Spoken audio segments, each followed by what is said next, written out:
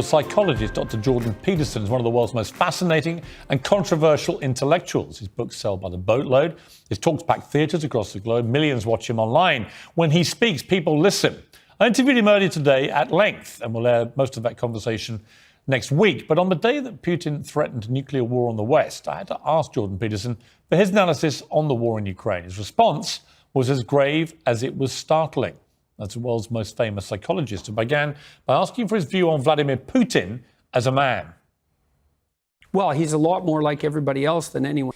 Jordan Peterson leaves Piers Morgan in stunned silence in his astonishing analysis of Vladimir Putin and the Ukrainian war. We're going to react to Peterson's profound insights. We're going to see precisely what's really happening with Ukraine, and make sure to stick with me at the very end of this video when we'll find out how Peterson expects all of this to end. You're not going to want to miss this. Greetings, everyone. It's me, Dr. Steve, your patron professor, here to help you to think better so you can feel better in these crazy and turbulent times. So make sure you smack that bell and subscribe button. And gang, if you are a business owner, you have got to meet my good friend, Josh Zaglowski, co-founder of ERC Specialist. He has an amazing payroll protection company exclusively dedicated to understanding and maximizing what's called the CARES Act Employee Retention Credit. That's what ERC stands for, Employee Retention Credit for small businesses affected negatively by shutdown. So if you are a small business owner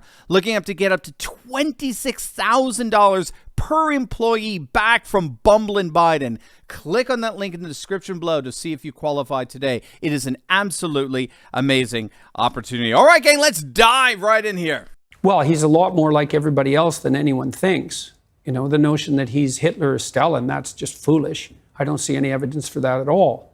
I mean, first of all, Hitler and Stalin were very singular types, and there's a bit of Hitler and Stalin in everyone. So, you know, there's some truth in that. Maybe there's more in the typical Russian leader than normal. A bit of Hitler in everyone? Really? There's more than a bit. Really? Oh, absolutely. Yeah, well, why would have Nazism spread the way it did? You know, people think, well, that's all top down. It's not top down. There's a part of people that are all these people who informed on Kate Berbelsing. Well, didn't Goebbels say that the way to get vast numbers of people to go along with what you want to do is to terrify them? You can hold a grip of terror over them. Oh, yeah, but... And in a way, that's what Putin's now doing with the Russian people, where he's going back now into a position of they're all trying to get us, they want to attack us, they want to take us over. He's terrifying his people to rally support for what at the moment is a conflict he has started, which is not going the way he assumed. Well, the most... what would you say, the wisest commentators on totalitarian states, like Solzhenitsyn, and many psychological commentators, Jung was a good example of that, made a very straightforward case that you can't have a totalitarian state unless every single person is willing to lie about everything all the time. And you can think about that as top down because the leaders lie too, and they also enforce punishments if you don't lie. But then you can also think about it. The totalitarian spirit is replicated at every level of the society. And so in a truly totalitarian state, husbands lie to their wives and parents lie to their children. And the totalitarian state is actually the grip of the lie. And so, and people will certainly go along with that. I mean we're seeing that emerge here with cancel culture. It's like lie or else. All right, that was fascinating. First, note Peterson's assessment about Putin. How different it is from anything you hear on CNN or even Fox for that matter. For Peterson, Putin is a lot more like anyone else than any of these media types think. He's not a Hitler. He's not Stalin. So right there, all these incessant World War II references dug up to rally the West against this new fascist Soviet threat, at least for Peterson, are utter bunk. Now, that comment by Peterson got sort of sidetracked into a discussion on totalitarian societies, but I'm presuming that Peterson meant that Putin is more strategic than Stalinist. He's far more fact-based than fascist. He's a highly competent person and is emblematic more of the personality types that tend to dominate Fortune 500 companies. He's a lot more like us than a lot of people realize. But note what Peterson said. While that's true of Putin, unfortunately, what's true of us is that we are a lot more like Hitler and Stalin than we would like to admit. See, to me, this is what makes Peterson so brilliant. He turns your world upside down. In the face of our ridiculous facade of moral superiority, he reminds us of a profound observation made by the great Russian dissident Alexander Solzhenitsyn. The line separating good and evil passes not through states, nor between classes, nor between political parties, but right through every human heart.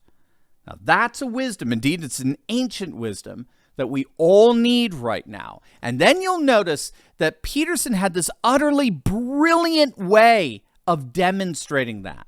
He pointed directly to the horrific lie, the evil of cancel culture. Cancel culture reveals that we, all of us, are just as prone to lies and evil as the supposed Stalinist monsters we point our fingers at. How does this war end, do you think? We're going to find out this winter. Well, I know what I would do in his shoes.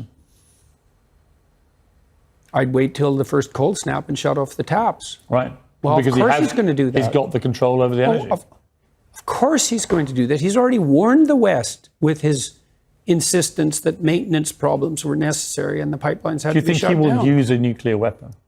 If necessary, he'll use a tactical battlefield weapon. Even if it starts World War III? It won't.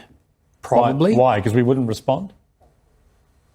What's in it for us? If you let him do it and get away with it, where does that end? Then you are into a Hitler analogy. Look, you can get yourself in a situation, no problem, where there's no good outcome. We're trying to do that right now on every front we can possibly imagine. We can easily get ourselves in a situation where it's hell this way and hell that way. That's highly probable. Well, should the Ukrainians give the Russians anything? When I was over there recently interviewing President Zelensky, what I was struck by was everybody I met in Kyiv, the capital city, were utterly resolute. Don't give them an inch of our land.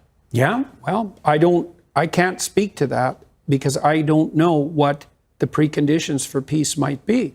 But I do know that naive notions that the Russians are going to lose somehow, or that we're going to win, I just don't understand. I don't understand that. Well, what do you mean we're going to win? What are we going to win here exactly?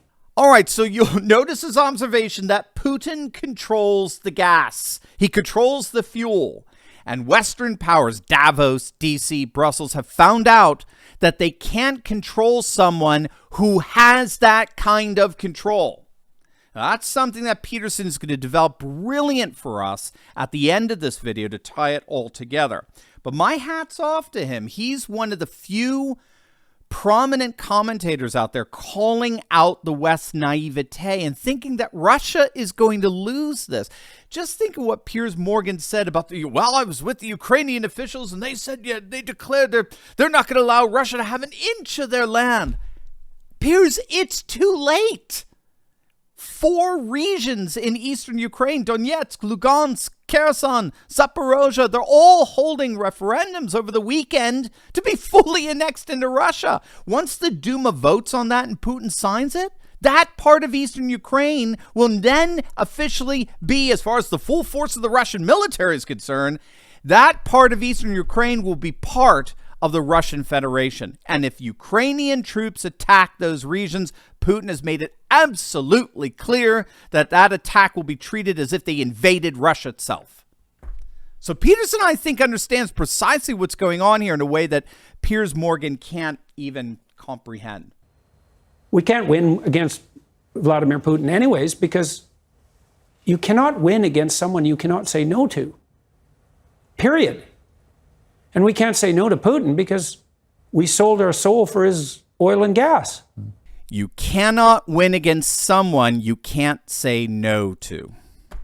Noam Chomsky recently stated that when it came to the nation of China, what made China such a threat was not its military, not its economy.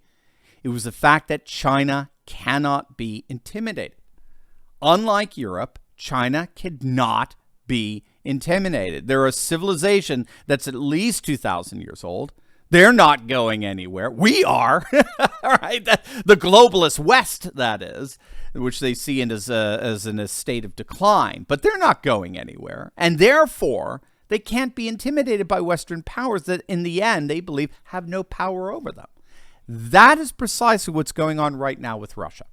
The lamestream media actually still operates with the assumption that Russia can be intimidated by mass economic sanctions, that the Russian population can be intimidated into overthrowing Putin, that they can be intimidated to giving up the supposedly foolhardy quest. But in reality, and Peterson fully recognizes this, in reality, Russia has been preparing for this for over a decade. And part of that preparation involved creating an entirely parallel world, what's known as the Ruski Mir, the Russian world.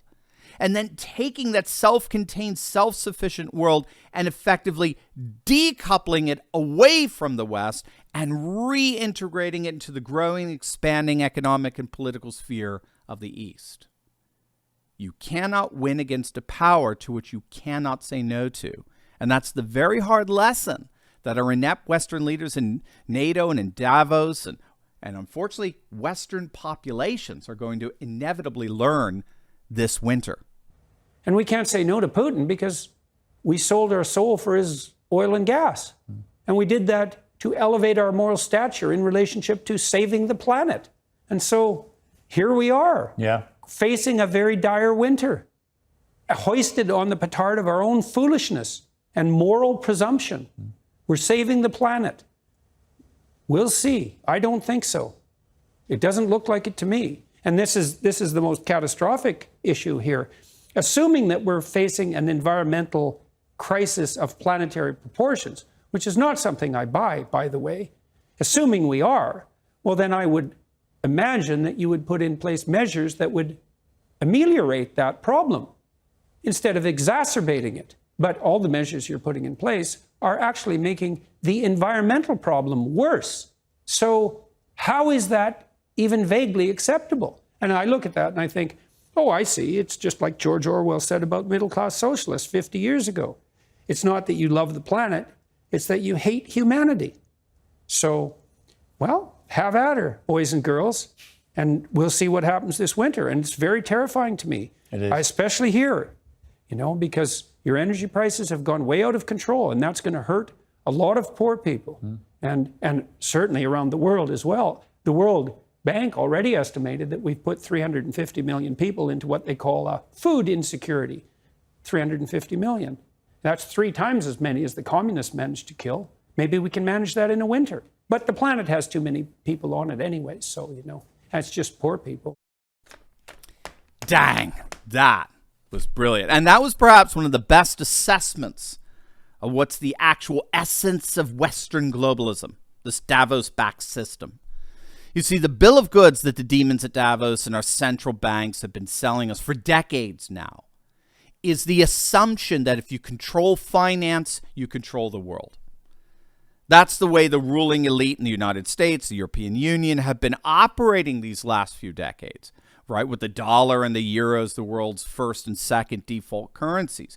Our ruling aristocracy believed they could do whatever they wanted because they controlled the finance that they thought ultimately controls the world. That's why they've gotten into all this green nonsense. They thought we could deliberately abdicate investing in our fossil fuel production because they thought we controlled, let that hit you, they thought we controlled the nations exporting their fossil fuels to us. What the breakout of the war in Ukraine has proven is that Davos-based globalist political and economic model is an utter fraud.